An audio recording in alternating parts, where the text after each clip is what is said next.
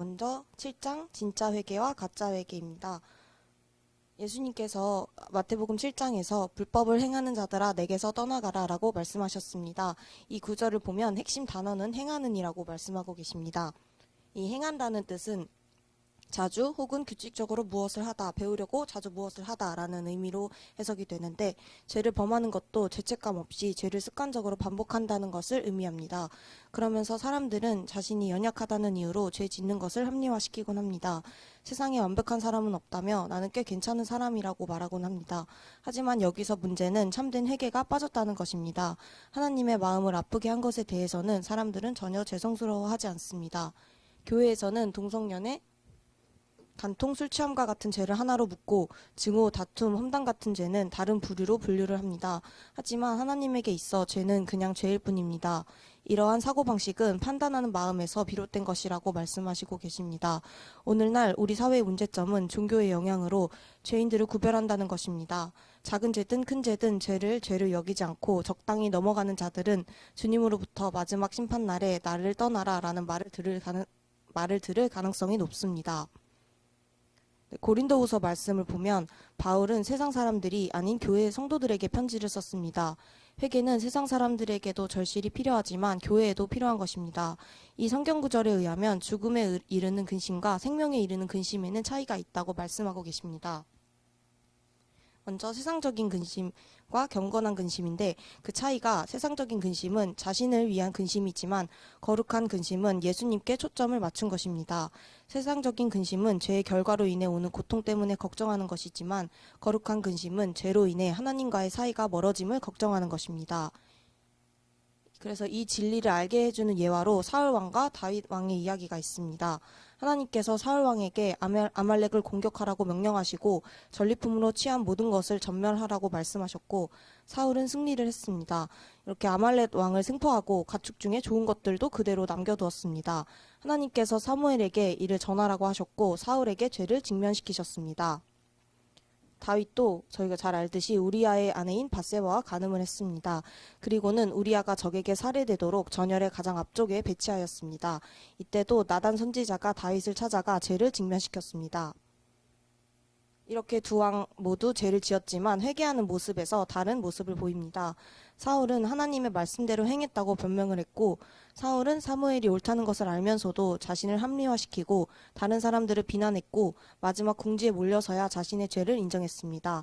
사울은 자신이 하나님을 대적한 죄보다 장로들과 백성 앞에서 죄가 드러나는 것을 걱정했습니다. 결국 사울이 지키려던 왕국은 산산조각으로 부서지는 결과를 가져온 것입니다.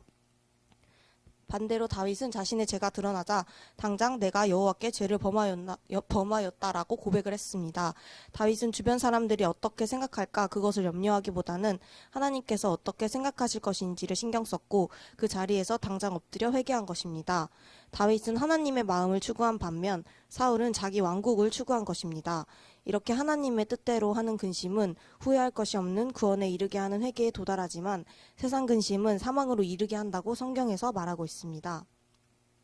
또한 많은 사람들은 죄를 짓는 것은 즐기지만 그 고통스러운 결과는 싫어한다라고 이야기하고 있습니다. 그래서 죄는 짓지만 죄책감으로부터 자유로워질 수 있는 길을 찾는 것입니다. 그러나 우리가 죄짓기를 즐기는 한 그 죄에서 벗어날 수 없다라고 하나님께서 말씀하고 계십니다.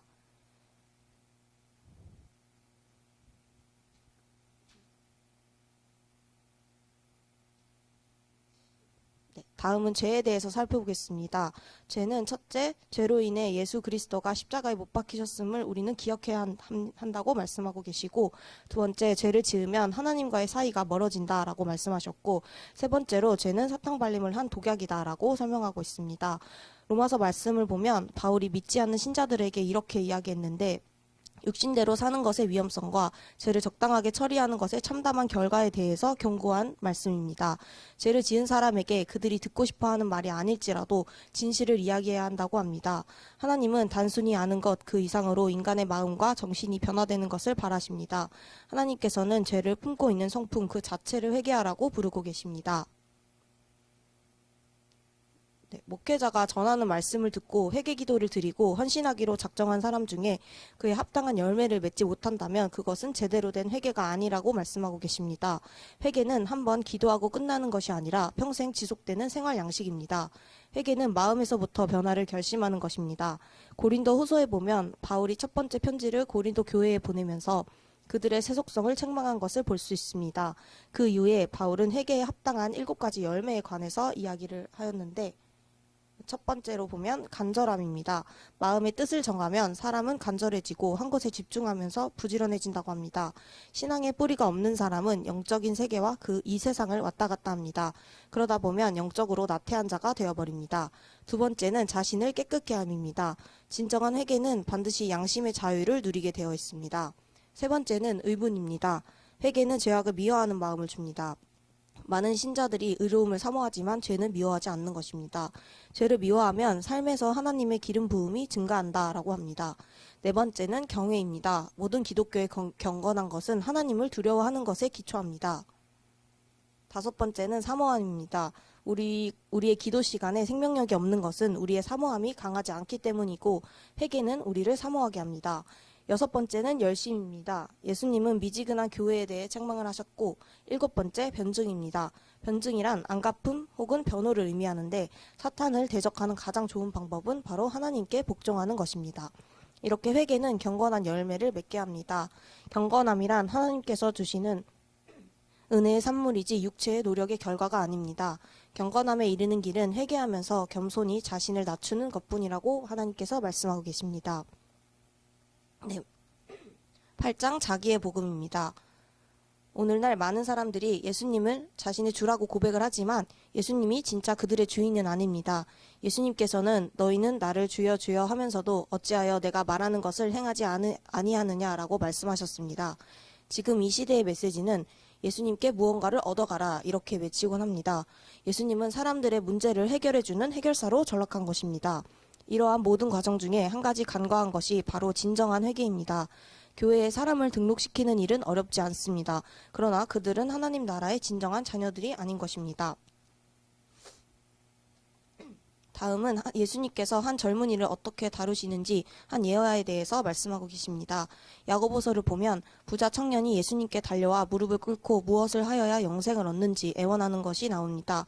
이 청년은 다급한 심령을 가진 사람이었고 성경에서는 이 청년이 차분하고 품위 있게 예수님께 다가와 지적인 질문을 던지는 모습으로 묘사하고 있지 않습니다. 그는 구원에 목마르고 절박했습니다. 그러나 그는 예수님을 선하신 주님이라고 부르지 않고 선하신 선생님이라고 불렀는데 이는 예수님을 주님으로 고백하지 않은 것입니다. 만약 예수님을 주님이라고 불렀다면 주인이신 예수님께서 시키시는 일을 이 청년이 모두 지켰을 것입니다. 예수님께서 이 청년에게 대답을 하실 때 10계명 중 6가지 계명을 사용하셨는데 그 계명들은 인간관계에 관한 율법들이었습니다. 예수님은 의도적으로 앞에 4계명, 하나님과 사람의 관계에 관한 것은 언급하지 않으셨습니다. 그 청년은 예수님께 대답하기를 어렸을 때부터 그 계명들을 다 지켰다라고 대답했지만 하나님을 사랑하라는 계명을 지키지 않았고 그럴 의사도 없었습니다. 그래서 예수님께서는 21절 말씀에서 그 청년을 사랑하셨지만 복음을 전하실 때는 부드럽게 말씀하시지 않고 곧바로 그 청년에 대한 돈의 우상 숭배에 대해서 말씀하셨습니다. 이렇게 진실은 마음을 아프게 하지만 밝히는 것이 언제나 중요합니다. 그렇게 구원의 길을 찾으러 갔던 청년은 예수님을 등지고 떠나게 됩니다. 하나님께서는 우상을 지닌 채 구원받기를 원하는 사람들에게 복음을 쉽게 받아들일 수 있도록 해놓지 않으셨습니다. 우상을 반드시 버리고 예수님을 주님으로 주인으로 모셔야 하는 것입니다. 그래서 회개는 구원의 선제 조건이라고 말씀하고 계시는데 세례 요한이 안진뱅이를 기적적으로 치유한 후에 구원을 받고 싶어하는 청중들에게 회개하라 천국이 가까이 왔느니라 라고 말했습니다. 먼저 회개하고 개종을 해야 그 후에 제사함을 받을 수 있는 것입니다. 오늘날의 복음은 풍성한 삶 혹은 형통한 삶으로 인도하는 한 방편으로 종교가 전락을 했습니다. 하지만 회개는 선택사항이 아니라 하나님의 명령입니다. 회개하지 않고 교회를 다니는 사람은 죄를 용서받은 적이 없기 때문에 용서받음에 따르는 그 능력과 구원도 없는 것입니다. 또 다른 예화로 사도행전의 초대교회의 아나니아와 삽비라가 헌금을 드리면서 거짓말을 하는 장면이 나옵니다. 그들은 다 주님께 바치겠다고 약속을 하고 실제로는 다 바치지 않고 일부분만 바쳤고 나머지는 자신들의 몫으로 챙겼습니다. 결국 그 부부는 거룩한 영에게 거짓말을 한 결과로 그 자리에서 쓰러져 죽게 됩니다. 성경에 의하면 모든 교회가 이 소식을 듣고 두려워 떨었고 사람들은 두려워서 교회에 다닐 엄두도 내지 못했다라고 말씀합니다. 그런데 다음 구절에 보면 죽게 나아오는 자가 더 많았다라고 기록되어 있습니다. 이는 좀 모순인 것처럼 보이지만 이 구절의 의미는 진정한 회개 없이는 감히 그들과 상종하지 못했다라는 뜻이라고 합니다. 그래서 많은 무리들이 회개를 먼저 하고 개종을 하여서 주님께 나아왔다라고 말씀하고 계십니다. 이 예화를 들으면 목회자 앞에서 거짓말을 하는 사람이 지금이나 예전이나 아주 많은데 왜 하필이면 그 부부만 죽었는가 이런 의문이 생길 수 있습니다. 그 이유에 대해서도 사도행전에서 하나님께서 말씀하고 계십니다. 네, 하나님의 영광이 베드로에게 매우 강력하게 임했기 때문에 그에게 가까이만 가도 병이 나았고 어둠이 떠나갔다라고 말씀해서 이야기하고 있습니다. 그들은 인간 베드로 앞에서 거짓말을 한 것이 아니라 하나님의 영광 앞에서 거짓말을 한 것입니다. 이렇게 죄가 하나님의 영광과 맞닥뜨리면 강렬한 반응이 일어나고 그렇기 때문에 그 두 사람이 죽게 된 것이다 라고 말씀하고 있습니다. 현대의 사람들을 보면 왜 하나님께서 사도행전의 시대만큼 큰 영광과 권능으로 임하지 않으시냐라고 불평합니다. 그러나 만약에 현대의 초대교회와 같은 하나님의 영광이 나타나면 그 자리에서 바로 엎드려져 죽을 사람이 너무나 많습니다. 그렇기 때문에 말세에 하나님의 크신 영광이 완전히 드러나기 전에 하나님께서는 엘리야 같은 선지자를 먼저 보내셔서 사람들로 하여금 회개하게 하실 것이다 라고 말씀하고 계십니다. 네, 느낀 점 발표하겠습니다. 말로만 하는 회개가 하나님 앞에 어떤 죄인지 알게 되었습니다. 모태신앙으로 교회에 다니면서도 정말 하나님 앞에 진정한 회개를 하지 않고 등록을 하고 그냥 하나님을 겉으로만 믿는 그런 자가 똑같이 살았고 또 부자 청년과 같이 하나님의 복을 받고 싶고 내가 힘든 것은 힘들다라고 하나님께 원망하는 말을 많이 했었던 것 같습니다. 네, 그렇지만 진짜로 중요한 것은 하지 못했다는 것을 책을 읽으면서 다시 한번 깨달았습니다.